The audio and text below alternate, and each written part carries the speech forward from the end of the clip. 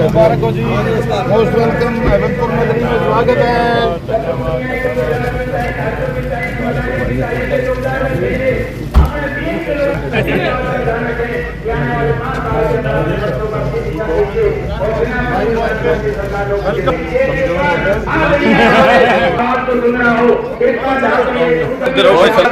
देनी है वो भी अपना जान जो हमारे बीच में बहुत है।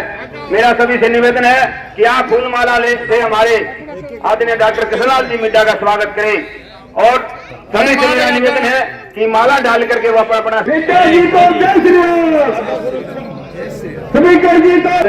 राष्ट्रीय अध्यक्ष श्री जगत प्रकाश नड्डा जी के आदेश पर ध्यान जुड़ना चाहते हैं, भारतीय जनता पार्टी परिवार का सदस्य बनना चाहते हैं, वो उसमें एक ओटीपी आएगा, आपको विधिवत रूप से भारतीय जनता पार्टी का सदस्य बनाया जाएगा। स्तरीय आप सभी स्टेडियम में अवश्य उपस्थित हो, ऐसा मेरा अनुरोध सम्मानित करेंगे। सचिन लिया भाई।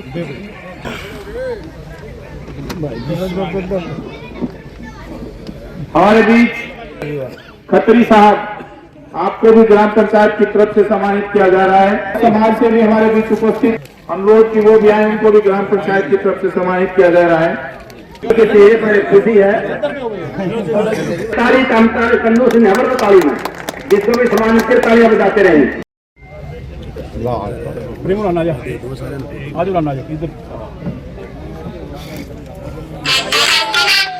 समय का अभाव है,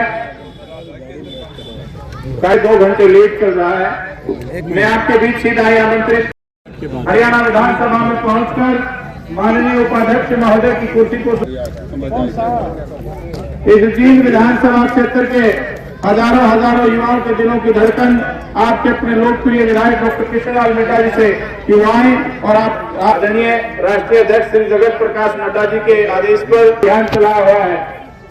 हमारे भी उद्योगिक कोई भी इंडस्ट्रियलिस्ट ऐसी जगह उद्योग नहीं लगाएगा।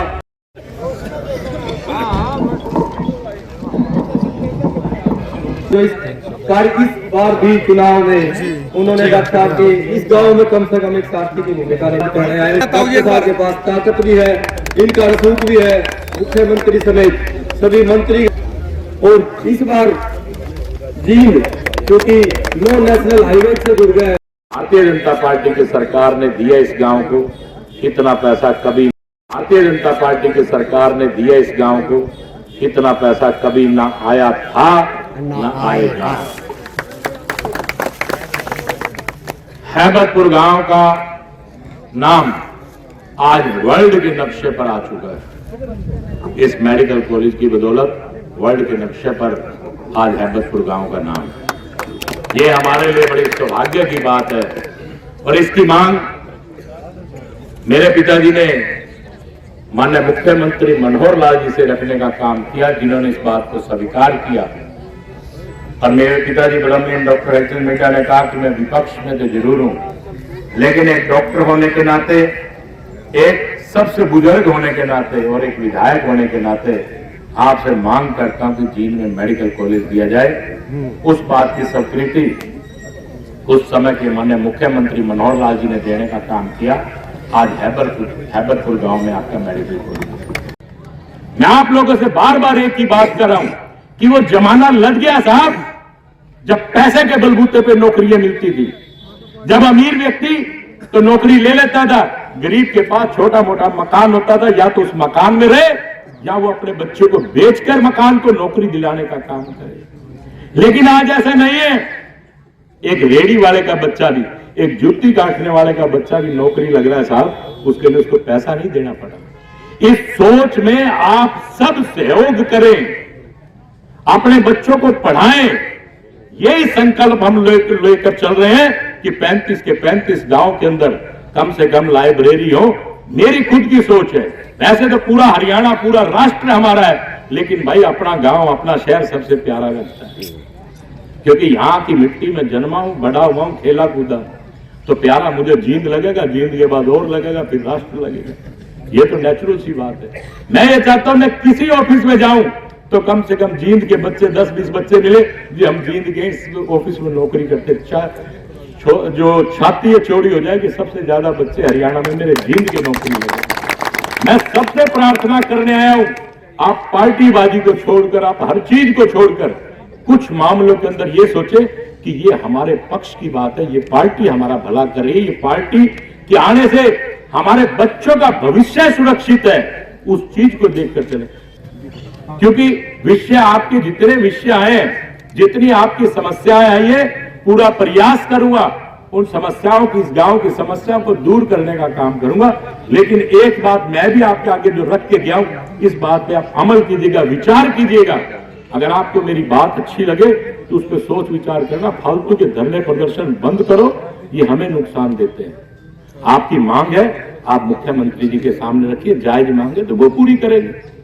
हमारे सामने रखिए, जो हमारे लेवल की होगी उसको हम पूरा करेंगे। लेकिन बाहर के नेताओं के बहकावे में मत आइए, ये मेरा निवेदन है।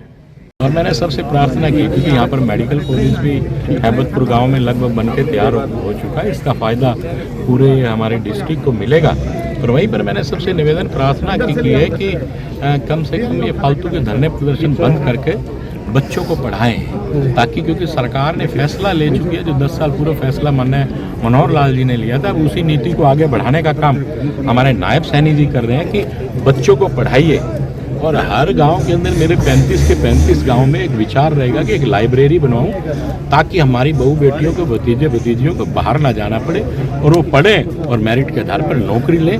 यह हमारा एक संकल्प है और हम इसको पूरा करने का प्रयास कुछ मांगे भी रखी हैं गांव के लोगों से, जो मांगे रखी उन मांगों को हम जितनी संभव होगी पूरा करने का काम करें। जिस टाइम सीएम खट्टर थे, मुख्यमंत्री, उस टाइम घोषणा हुई थी कि स्कूल अपग्रेड किया जाएगा, तो उसमें हैबतपुर का नाम भी था। उसमें हम इसका मैसेज हम लोगों ने विधानसभा में भी मैंने उठाने का काम किया था, लेकिन कुछ क्राइटेरिया को लेकर प्रॉब्लम आ रही है। 10 से 12 किलोमीटर का कोई सरकार का क्राइटेरिया है कि अगर 10-12 किलोमीटर की रेंज में अगर पहले कोई स्कूल है तो नहीं होगा, फिर भी प्रयास किया जाएगा। क्योंकि शहर के सटते ही ये गाँव है, तो मुझे लगता नहीं कि हम नॉर्म्स पूरे कर पाएंगे। उन्होंने डॉक्टर साहब की इस गांव में कम से कम एक साथी की भूमिका निभाने आए। डॉक्टर साहब के पास ताकत भी है, इनका रसूख भी है, मुख्यमंत्री समेत सभी मंत्री। और इस बार जींद क्योंकि नो नेशनल हाईवे से जुड़ गए, भारतीय जनता पार्टी की सरकार ने दिया इस गांव को, इतना पैसा कभी